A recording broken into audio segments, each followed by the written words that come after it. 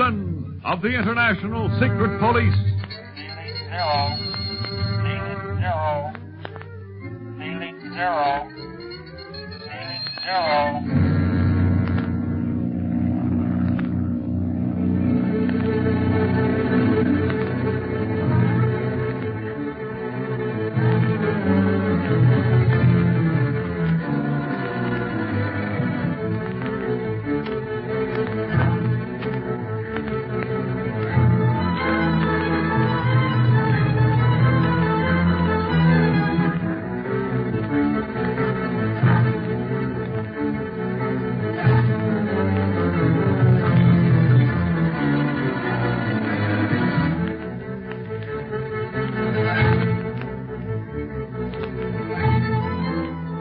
When Barney flies to Black Pass to pick up Chief Tipo and his prisoner, the chief pilot of the Octopus squadron of planes, he is attacked by another Octopus plane which has followed him there expressly to destroy him.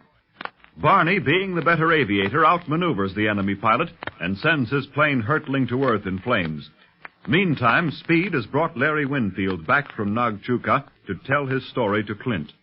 He has just begun when Barney lands, and when Clint learns of the attack near Black Pass, he determines to go after the Octopus that very night. Larry got as far in his story as telling us about Quan Wu loaning him money for his gambling, Barney, and then you landed, so we still have to hear the rest of what happened. Well, I'm glad I came in time to hear it. Glad to see you're up and around, too, Larry. Well, thanks, Dunlap. Marcia's told me a lot about you. I'll bet she has. Will you have some hot tea, Barney? Don't mind if I do, Dawa. Thanks. Clint, Black Pass is the coldest place in the world, bar none. Never mind the weather report, Barney. We've got a lot to do tonight. Where's Chief Tipo? Probably trying to get his breath back from that flight from Black Pass. I had to do a lot of aerobatics to get out of the way of them machine gun bullets. They didn't miss you, though, Barney. That plane needs plenty of repair work. Lots of holes in the wings and the fuselage. Kid, all I was interested in was that I wouldn't get any holes in me. Praise heaven that you escaped. Thanks, Searing. And Chief Tipo wins some of that praise, too. He'd never flown before, but he handled that machine gun like a veteran.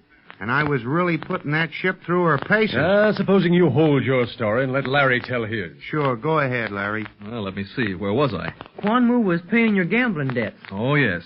Well, one evening at the casino, he spoke about my work, saying that he'd heard excellent reports about it and that I would be a credit to any company I chose to work for. Same old banana oil. Banana oil, Barney? Yeah, never mind that, kid. We won't go into that now. Well, I laughed his compliments off at first, but as he continued, I glimpsed a more sinister meaning behind them. He began talking about the money I owed him, and I finally lost my temper, I guess, and asked him the amount. It was probably staggering. Yes, Mr. Searing. I couldn't see how I had possibly lost that much, but he insisted and reminded me that I had given him a note covering all my gambling debts. A blank note, huh? And you were as foolish as to do that. I told you I was riding high in those days, Barlow. Overconfident, that was me.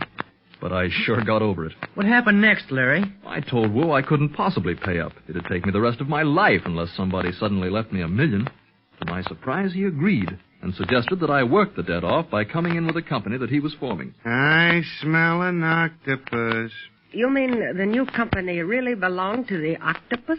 Sure, that guy's got a tentacle in everybody's pie. Right, but I didn't know the real owner of the company then, and wasn't interested in it either. I told Wu that I couldn't pay it off that way because my employer would be set back for many months if I left. He trusted me completely, and I had data on the territory that only I could decipher. I see. Well, go on, Larry. Well, he said that that's why I would be valuable to his company, that they wanted my data. Is that modern business? Not real business, Mr. Searing. Octopus gangsters are much worse than Tibetan brigands. What'd you say to that, Larry? I couldn't believe him at first. Thought he was joking because he had such a good reputation around Hong Kong. But he soon convinced me differently. And all the while, he had a smile on his face. Yes, beware of the man who smiles constantly. Check, Barlow. That smile covered plenty of trouble.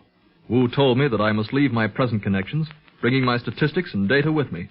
If I did not, he would reveal my gambling debt to my employer and all Hong Kong. But gee, Larry, that would have been better than getting hooked up with the Octopus. Yes, Speed, if I had known then what I know now. But I'd never heard of the Octopus. I thought Wu's company was just a competitor trying to get ahead of my employer. What did you do then, Mr. Winfield? Well, I asked him to give me that night to think it over. I'd met Bob Gilmore by that time and was with him that evening. He noticed that I was low about something and kept questioning me. Of course, I couldn't tell him anything. It might have saved you a lot of trouble if you had. I know. I'd been trying to get him a job with my outfit ever since I first met him, and now I thought maybe he could step into my shoes. You mean you double-crossed your company on purpose? No, I just left them, Speed. Resigned. I worked all that night on my notes, explaining them in writing, deciphering my findings for whoever might get my job. Then I took the packet of papers around to my employer's hotel and left them there for him. I couldn't face him. You mean you gave up your job to throw in with Quan Wu, but you didn't take any of your findings with you? Yes. Of course, I didn't tell Wu that at first. He took it for granted that I had done what he demanded and took me to his home.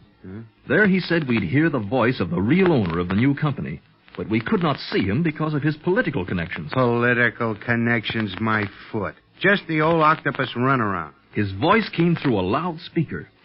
He asked me for my data, and then I told him that I had brought nothing from my old company, that I would work for him, but that it would have to be from scratch. I would not betray my old employer. I see. And what did the octopus say to that? Plenty. Things happened fast and furious after that. I was slugged and woke up in a cell. Had nothing but bread and water for days while they tried to make me reveal my things. Wu brought me newspapers which told of my disappearance under... Later, I learned that in spite of the data I had left behind, my old company had failed. Failed? But how could they? You left them everything they needed to work on? I left it, Speed, but it was stolen by an octopus operator who made it appear that I had been the thief. A price was set on my head, and the octopus laughingly offered to set me free now that he had accomplished what he wanted. The dirty dog. You couldn't have left him, no matter how much you wanted to. No. It was all like some crazy dream. One minute I'd been getting along fine, a good job and a promising future. Then, overnight, everything was changed. I figured my life was ruined, but I wanted to save Marcia from disgrace. I hadn't told her anything about it in the beginning, and later, of course, my letters were held by the octopus. But it was just as well. I wanted her to think me dead. Better that way than believing I had disgraced our name. Mm-hmm. Anything more? Nothing of vital importance, Barlow. They made me work in my capacity as engineer, but it was just routine. Well, that just about ends the octopus case, boys. We've got all the evidence we need for his arrest. And now we can start for the pass of the Iron Dagger? You're not going, Speed. What? No, you've come a long way with Barney and me, but from now on, we've got to go on alone. That is, without you. It's far too dangerous, the actual arrest. But, Clint, I've gone to his castle before, and alone, with Dawa to get those pictures. Pictures? Oh, the ones we telephoned to the chief. Oh, see, that reminds me. We never did show them to Larry, Speed. Remember, Barney landed just as you came back with them. That is right. We were so elated over Barney's return that we completely forgot about the pictures. And since then, Mr. Winfield's story has claimed our attention. But why all the excitement? Well, Larry met the real Mounier in Hong Kong. He did? Boy, then he'll be able to tell in a minute if the octopus disguise is a phony. Of course, we know it is, but when you come after a guy in strange territory, the more proof of guilt, the better. I've got them right here in my pocket, Larry. Yeah, here they are. These? Yeah. Does his disguise look anything like the real thing? But these pictures are of Paul Mounier. You can't mean that, Larry. Examine them more carefully. If you identify those pictures as being Mounier, then we lose most of the ground we've gained. Oh, I'm sorry, Barlow, but it is exactly as I remember him. No, wait. What is it, Larry? The eyes. I remember now. Mounier had vivid blue eyes. These pictures show the eyes to be brown or black. And you can't disguise eyes. That's it, boys. Come on, let's get ready for the attack. And I can come too, Clint. Please, I've done everything else with you. Let me be there when you arrest the octopus. The kid's right, Clint. It'll be dangerous, but he's earned the right to be in at the catch. Oh, all right then, Speed. Go tell Chief Tipo to round up as many of his men as he can. We start from here within an hour. May I not accompany you, Mr. Barlow? No, Dawa. Your place is here. In case we should, fail, you and your father must remain here to get word to our headquarters in New York, telling Chief Riley the whole story.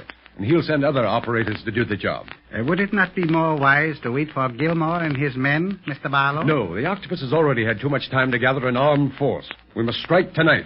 And I'll depend on you, Mr. Searing, to see that Bob follows us as soon as possible. I'll say so. Something tells me for once there's going to be a hot time in that pass tonight.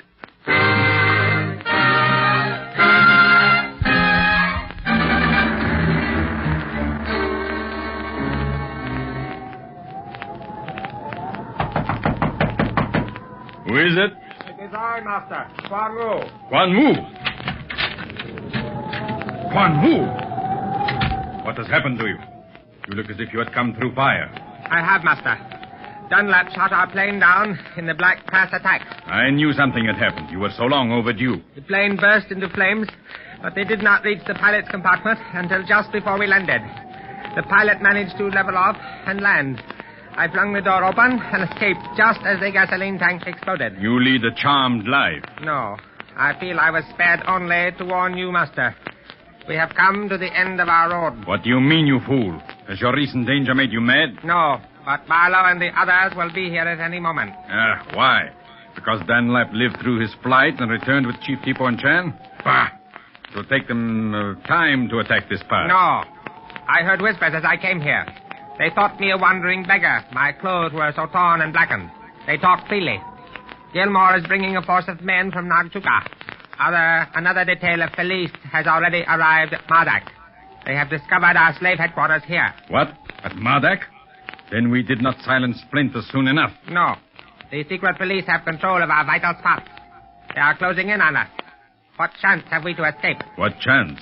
None, because I have no wish to escape. You mean you will die here? We are to be trapped in this windy pass like rats? No, but the secret police will be trapped.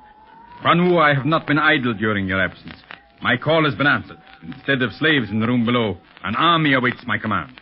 You will fight the secret police? And all Tibet, if I must. But there will be no need. Tibetans are a peaceful lot and will bow to my will. But now I will station my army in the pass and in the surrounding hills.